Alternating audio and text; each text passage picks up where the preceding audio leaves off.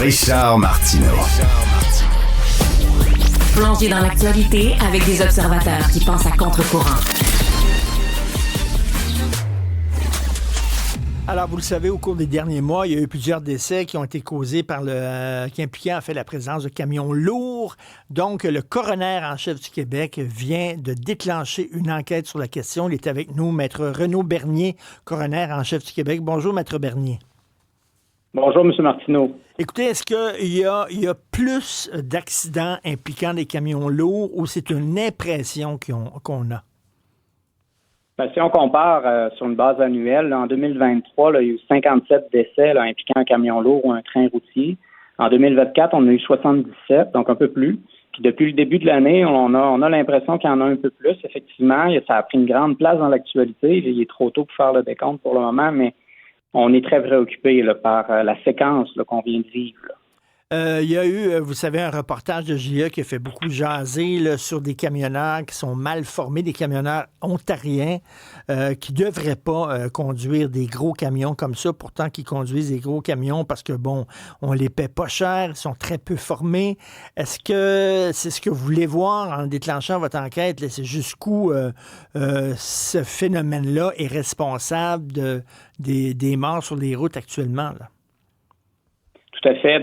Dans un premier temps, M. Martineau, ce qui est important, c'est de faire la lumière sur le décès là, de Mme Tania Lalonde et de leur fils Elliot, à qui j'exprime mes plus sincères condoléances, ainsi qu'à toutes les autres familles éprouvées par le deuil, qui ont perdu un proche sur la route.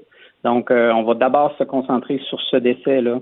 C'est un décès, ça, qui est représentatif de plusieurs autres cas. Ils ont une toile de fond là, qui est la même. Maintenant, pour répondre à votre question, oui, tout à fait. On va vouloir aller au fond des choses, notamment en analysant la preuve, en entendant les témoins. Le coroner Dave Kimpton, qui va être chargé de l'enquête, va déterminer à qui il veut parler. Il va faire entendre des spécialistes. Il va voir comment on peut identifier des recommandations pour améliorer les choses dans le futur et prévenir les décès. Bon, je reviens au reportage de JE. C'était surtout des camionneurs ontariens. Vous êtes coroner en chef du Québec. Est-ce que vous pouvez interviewer, interroger dans le cadre de votre enquête, questionner des gens qui travaillent justement dans l'industrie du camionnage en Ontario? Bien, la loi sur les coronaires là, s'applique évidemment à la juridiction du Québec. Toutefois, elle a certains pouvoirs là, qui permettent de contraindre des témoins. Quand c'est une entreprise ou un témoin en dehors du Québec, on y va davantage sur la base là, volontaire. Effectivement, on ne peut pas les contraindre nécessairement, mais lorsqu'on déclenche une enquête publique, la plupart du temps, les gens participent. Puis il y a une pression importante associée à l'enquête là, qui est faite publiquement. Puis le coroner, c'est lui qui va déterminer, M. Martineau, là, les témoins qu'il doit entendre. Puis toute la preuve qu'il va vouloir administrer, c'est lui qui va la déterminer. Donc, pour le moment, il est trop tôt pour dire qui va être convoqué puis dans quelle région il va être, cette personne-là. Est-ce que les camionneurs, je ne sais pas, est-ce qu'ils sont trop longtemps au volant de leur camion? Maintenant, c'est beaucoup plus réglementé qu'avant, le nombre d'heures successives qu'ils peuvent passer en conduisant. C'est sûr qu'il y a des actions là, qui ont été posées au fil des années. Mais on pense qu'on peut peut-être aller encore plus loin. Il y a plusieurs enjeux là, qui ont été portés à notre attention qui vont devoir être analysés en profondeur. Là.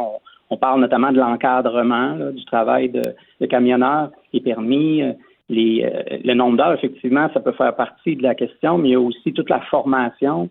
Il y a les conditions d'exercice des camionneurs. Donc, c'est un ensemble de choses qui vont devoir être analysées. Puis, ce qui est intéressant avec une enquête publique comme celle-là, c'est qu'on peut mettre en commun les idées puis les points de vue de différentes parties prenantes, ce qu'on ne peut pas faire dans une investigation traditionnelle là, qui est limitée là, à des enquêtes internes. Vous menez une enquête, donc vous n'avez pas de préjugés de départ. Là. Vous allez interviewer des gens dans le milieu du camionnage, puis vous allez voir finalement, en interrogeant ces gens-là, c'est quoi les problèmes. Vous ne partez pas avec une idée de départ? Bien, c'est sûr que si on déclenche une enquête publique, c'est parce qu'on a une préoccupation là, sur la récurrence des décès, sur certains fils conducteurs qu'on constate, là. Mais on n'a pas de préjugés. Effectivement, là, le coroner doit faire son travail de manière objective, là, en toute impartialité. Il va pouvoir orienter la suite des choses au fur et à mesure de son analyse. On vient de la déclencher, donc dans les prochaines semaines, il va creuser son dossier pour orienter là, sa stratégie d'audience. Là. Vous êtes coroner chef du Québec. Écoutez, il y a plusieurs enquêtes de coroner qui sont menées chaque année. Puis là, bon, une fois votre enquête terminée, il y a votre rapport, il y a des recommandations. Est-ce qu'elles sont suivies, ces recommandations-là, après? Je vous dirais que depuis 2 ans, là, on a mis en place un tableau de bord public qui fait le suivi de chacune des recommandations qui sont formulées, autant en investigation qu'en enquête publique. Puis avant, on avait un taux de réponse d'à peine 42 % à nos recommandations. En 2023. Là, on est rendu à 100 %. Wow. Ensuite de ça, oui, tout à fait. Il y a une belle amélioration. Puis ensuite de ça, il y a plus de 90 % des recommandations pour lesquelles les destinataires nous disent qu'ils vont l'appliquer, en tout ou en partie. Puis tout ça, vous pouvez suivre ça sur notre site Internet depuis janvier 2025. Et en terminant, votre rapport devrait être déposé quand, avec les recommandations, tout ça? Là? En 2026, le coroner doit planifier son audience.